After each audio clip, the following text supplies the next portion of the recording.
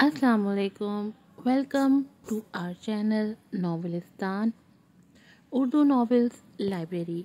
कैसे हैं आप सब लोग? उम्मीद है आप सब लोग ठीक ठाक होंगे, खैरियत से होंगे। सर्दियों की छुट्टियों को एंजॉय कर रहे होंगे। बच्चों ने घर में मचा रखा है उधम, और जल्दी से आप लोग फिर आ जाएं, ब्रेक ले लें और एंजॉय करें नॉवेल शहरग। और आप लोगों के बेहद इसरार पे मैं ये नॉवेल वापस लेकर आई हूँ, वरना टाइम नहीं था इसे बनाने का, लेकिन फिर भी बहुत ज़्यादा मैसेजेस थे। जल्दी से चैनल को सब्सक्राइब कर दें, वीडियो को लाइक कीजिएगा, शेयर कीजिएगा और अच्छे अच्छे रिव्यूज़ भी दीजिएगा। बढ़ते हैं अपनी एपिसोड की तरफ। नॉवेल है शहरग अस कलम अनीता। एपिसोड नंबर है 17। क्या हुआ? मुंह पे 12 क्यों बजे हुए हैं? सायरा ने पिज़्ज़ा मटेरियल ओवन में रखते हुए कहा, जो उसने और मरवा ने अभी अभी बनाए थे। फिर आके वो मरवा के पास खड़ी हो गई। कुछ नहीं, बस अलीज़े की वजह से परेशान हूँ। उसकी शादी है और इस मौके पर मैं उसके साथ नहीं होंगी। तुम्हें पता है, मैंने बचपन से ही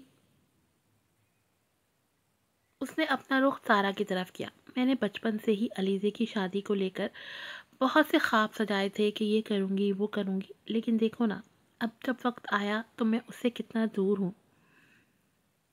उसने गर्दन को नीचे झुकाया, उसकी आंखें नम थीं। देखो, तुम यहाँ अपनी फैमिली के लिए हो। तुम अलीज़े दादा जान से कितनी मोहब्बत करती हो।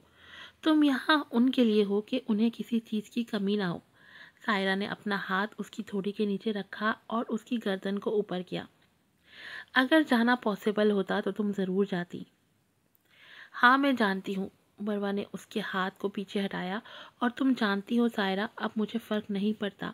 ख्वाब टूटने से पता नहीं दिल में जान नहीं रही, या फिर ये पत्थर का हो गया है, या फिर दिल ने ये मान लिया है कि टूटे हुए ख्वाबों को समेटते समेटते बस हाथ जख्मी होते हैं, ख्वाब नहीं जुड़ते। ये कहते ही मरवा ने फिर से एक बॉल उठाया और मैदा गूंदने लगी। सायरा पहले तो कुछ लम्हे उसे देखती रही, फिर वो भी अपने काम में मसरूफ़ हो गई।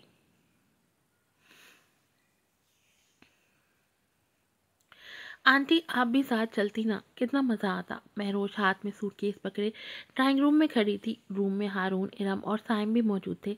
नहीं बेटा, तुम तो जानती हो कितने काम होते हैं, और फिर घर को भी मैनेज करना पड़ता है। तुम दोनों जाओ और साइम का उम, कामों में बिजी ना रहना। महरोज को अच्छे से घुमाना फिराना। इरम 2 कदम उठा के साइम के पास आई थी, जो खड़ा अपने आस्तीन ठीक कर रहा था। मैं वहाँ काम के सिलसिले में जा रहा हूँ, पिकनिक पे नहीं। ये कहते साइम सीढ़ियों की तरफ मुड़ा, जहाँ से हबीब मियाँ नीचे उतर रहे थे। मेरे आने से पहले आपने यहाँ से हिलना भी नहीं। साइम ने आगे बढ़ के उनका हाथ पकड़ा और सामने पड़े सोफे पे बिठाया, और ख़ुद भी उनके साथ बैठ गया। बेटा, मैं तो यहीं हूँ, बस तुम अपना ख्याल रखना। वक्त जैसा भी हो कट जाता है। रात कितनी भी तवील हो जाए, दिन ने आना ही होता है। बस दुनिया के खेल भी कुछ ऐसे ही हैं। ये कहते ही उन्होंने साइम को अपने गले से लगाया। बेटा, ये फ़र्ज़ होते हैं, कभी ना कभी तो उतारने पड़ते हैं। दादा जान, मुझे आपकी फ़िक्र है। आप मेरे बगैर कैसे रहेंगे? अलीज़े बिल्कुल उनके पास बैठी हुई थी। वो अभी अभी बाज़ार से आई थी।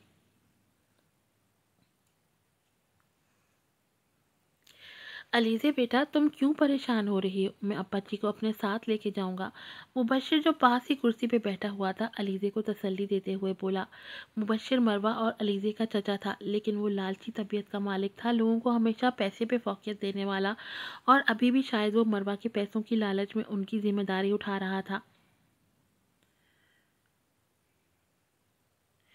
मरवा, मैं 7 दिन तुम्हारी यादों को छोड़ने के लिए तैयार नहीं हूँ, और तुम 3 साल से। साइम मन ही मन में खुद से बातें कर रहा था। वो गाड़ी में बैठा हुआ था, उसकी नज़रें स्टीम क्लॉक पे रुकी हुई थी। साइम, हमारी फ़्लाइट है। महरोज, जो साथ वाली सीट पे बैठी थी, उसे देखती हुई बोली। क्या तुम्हें ये जगह खूबसूरत लगती है? जवाब ना मिलने की सूरत में उसने फिर से सवाल किया। जगह का तो पता नहीं, पर जिन आंखों से इस जगह को देखा था वो बहुत खूबसूरत थी। साइम ने एक लंबी सांस ली और फिर गाड़ी स्टार्ट कर दी। महरोज अभी तक उसके जवाब पे अटकी हुई थी।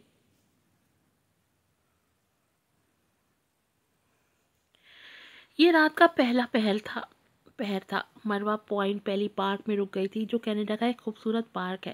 مروہ نے جمپر سویٹر کے نیچے جینز پہنی ہوئی تھی۔ سویٹر بیبی پنک اور وائٹ کلر کا تھا اور ہائی نیک تھا۔ اس نے دونوں طرف سے بالوں کو آگے کیا ہوا تھا۔ اس ایکسیڈنٹ کی وجہ سے اس کے سر میں اکثر درد رہتا تھا اور کبھی کبھی تو یہ شدت پکڑ لیتا تھا۔ آج بھی اسے سر میں ہلکا سا درد تھا۔ تھوڑی دور جانے کے بعد وہ ایک بینچ پر بیٹھ گئی تھی۔ اس نے لیپ ٹاپ کھول کر اپنی گود میں رکھا تھا۔ کبھی کبھی ہم زندگی کے ایسے موڑ پر کھڑے ہوتے ہیں کہ چاہ کر بھی کچھ نہیں کر پاتے، نہ آگے جا سکتے ہیں نہ پیچھے، بس کھڑے ہو کر اپنا تماشا خود ہی دیکھتے ہیں، اور یہ وقت مشکل ترین ہوتا ہے۔ مروہ نے نگاہیں لیپ ٹاپ سے ہٹائیں تو آگے پیچھے دیکھنے لگی۔ انسان کتنا بھی طاقتور ہو، اسے قدرت کے آگے ہار ماننی پڑتی ہے۔ قسمت ہمیشہ انسان کا ساتھ نہیں دیتی، اور شاید یہی اس کی مار ہے۔ سائم بھی اسی پارک کے کونے میں بیٹھا ہوا تھا، لیکن دونوں ایک دوسرے سے واقف تھے۔ وہ تو جب سے آیا ہے اس نے مجھے دیکھا بھی نہیں، بس ہم ساتھ میں ہوٹل تک آئے ہیں، اس کے بعد اس نے مڑ کر مجھے پوچھا بھی نہیں۔ مہروز فون کان کے ساتھ لگائے ہوٹل کی بالکنی میں کھڑی تھی۔ دیکھو، مرد کے دل میں جگہ بنانی پڑتی ہے۔ دوسری طرف سے ارم کی آواز آئی، جو ڈرائنگ روم میں بیٹھی اس سے باتیں کر رہی تھی۔ مردوں کو تھوڑا ٹائم لگتا ہے، لیکن وہ اپنی جگہ پر آ جاتے ہیں۔ پتہ نہیں آپ کی باتیں کبھی سچ بھی ہوں گی کہ نہیں، مجھے تو ہوتی نظر نہیں آتی۔ مہروش نے اپنا رخ اندر کی طرف کیا اور ٹیک لگا کر کھڑی ہو گئی۔ دھیرے دھیرے رات کا اجالا ہر طرف چھا گیا تھا۔ یہ شدید سردیوں کی راتیں تھیں۔ سائم اپنے کمرے میں چائے نماز پر بیٹھا تھا۔ اس نے ابھی عشاء کی نماز پڑھی تھی، اور نہ جانے کتنے ہی عرصے بعد اس نے نماز پڑھی تھی۔ نماز کے فوراً بعد اس نے ہاتھ دعا کے لیے اٹھا لیے،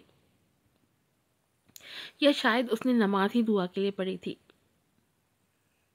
اے میرے مولا، میں جانتا ہوں میرا تجھ سے تعلق اتنا مضبوط نہیں ہے۔ میں بہت ہی بے بس ہو کے تیرے در پر آیا ہوں۔ میں نے سنا ہے کہ تو اپنے بندے کی شہرک سے بھی زیادہ اس کے قریب ہوتا ہے۔ تو اس کے دل کا حال جانتا ہے، اور شاید مجھ سے بہتر جانتا ہے کہ میرے دل کی کیفیت کیا ہے۔ میں سمجھنے سے قاصر ہوں، دل کے ہاتھوں مجبور ہوں۔ مجھے اس کے سوا کچھ نظر نہیں آتا۔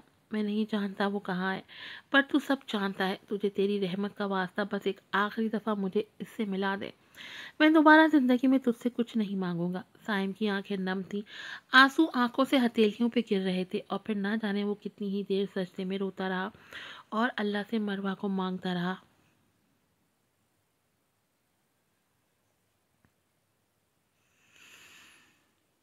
مروہ بھی اپنی بالکنی میں کھڑی گہری سوچ میں گم تھی۔ ٹھنڈ کی وجہ سے اس نے خود کو ایک سفید چادر سے کور کیا ہوا تھا۔ چائے بنانے جا رہی ہوں، تمہارے لیے بھی بناؤں؟ سائرہ کھڑکی کے اس پار کھڑی اسے پوچھ رہی تھی، اور بات کرتے کرتے اب اس کے پاس آ گئی تھی۔ نہیں، میرا دل نہیں کر رہا۔ اس نے نظریں گھما کر اسے دیکھا اور چادر ٹھیک کرنے لگی۔ آج عثمان کا فون آیا تھا، کچھ دنوں تک وہ واپس آ رہا ہے کینیڈا۔ میں تو پاکستانی اسنیک کتنے مس کر رہی تھی، مجھے تو اس کے آنے کا بے صبری سے انتظار ہے۔ سائرہ مسلسل بولے جا رہی تھی، جبکہ مروہ نے اس کی ایک بات بھی دھیان سے نہیں سنی تھی۔ علیزے کی شادی کی تیاریاں کیسی ہیں؟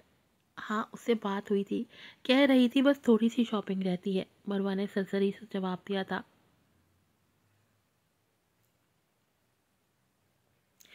ویسے میری تو کوئی بہن نہیں ہے، پر میں جان سکتی ہوں تمہاری تکلیف۔ مروہ نے اسے پیچھے سے ہگ کیا۔ علیزے بھی تمہیں بہت مس کر رہی ہوگی۔ ہاں، یہ تو ہے، دادا جان کا کے سوا ہمارا کوئی بھی نہیں ہے، ہم دونوں ہی ایک دوسرے کا سہارا ہے۔ اچھا، تو تم نے مجھے بیچ میں سے مائنس کر دیا، سارا نے اس کو ٹوکتے ہوئے کہا۔ تم مائنس کرنے والا انسان ہی نہیں ہو۔ مروہ نے اسے ہاتھ سے پکڑ کر آگے کھینچا اور زور سے گلے لگایا۔ مروہ ایک اچھی لڑکی ہے، اسے کون ناپسند کرے گا، لیکن آپ کے دل میں کیا چل رہا ہے میں نہیں جانتا۔ علی نے کافی کا کپ ایمن بیگم کے ہاتھ میں دیتے ہوئے کہا، جو بیڈ پہ کمبل اوڑھے بیٹھی تھی۔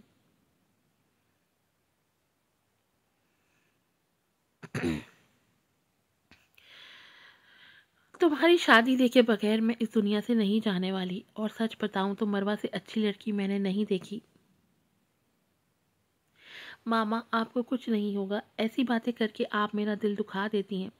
علی اٹھ کر اب ان کے پاس آ گیا تھا، اور اس کے چہرے کا رنگ سچ میں اڑ گیا تھا، کیونکہ وہ ایمن بیگم سے بہت محبت کرتا تھا، اور ایمن بیگم کچھ بیمار سی رہتی تھی۔ तुमने दूसरी बात तो बीच में छोड़ दी। मामा, मैं पहले खुद तो उससे बात कर लूँ, बस मुझे मौका मिलेगा तो मैं मरवा से बात करूँगा। वो बहुत ही अजीब है और मुझे नहीं पता कि मुझे उससे बात कैसे करनी है। अली हल्का सा मुस्कुराया था। चलें, अब आप आराम करें, मुझे कुछ फाइल्स ईमेल करनी है, फिर मैं भी सो जाऊंगा। ये कहते हुए अली उठ गया था और उसकी कॉफ़ी भी बातों बातों में ख़त्म हो गई थी। उसने दोनों कप उठाए और बाहर की तरफ चला गया। अगली सुबह का सूरज नमूदार होना शुरू हो गया था। हर तरफ हल्की हल्की बारिश थी, हर तरफ हल्की हल्की रोशनी थी।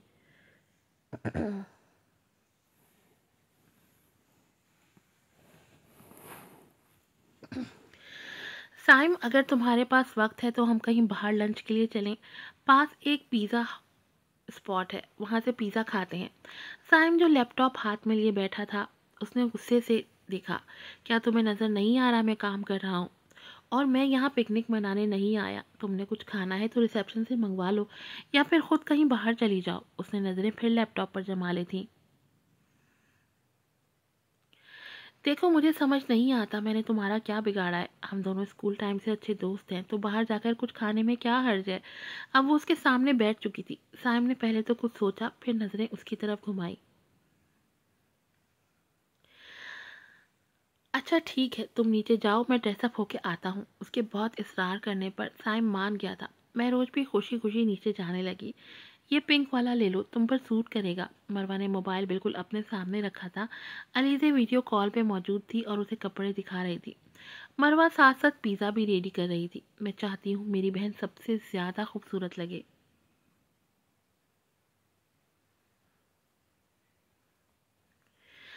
हाँ अलीज़े, मुझे भी यही वाला अच्छा लग रहा है। सायरा ने भी अपनी राय देते हुए कहा। दोनों ने सुर्ख कलर के एप्रल पहने हुए थे जिनके ऊपर रेस्टोरेंट का टैग लगा हुआ था। वो दोनों अली के ही एक रेस्टोरेंट में काम करती थी और अली के कनाडा में बहुत से रेस्टोरेंट और शॉप्स वगैरह थी। ये ऑर्डर टेबल नंबर 2 पे पहुंचा दो, एक कैनेडियन लड़की ने मरवा के हाथ में रसीद देते हुए कहा। उसने इंग्लिश में बात की थी।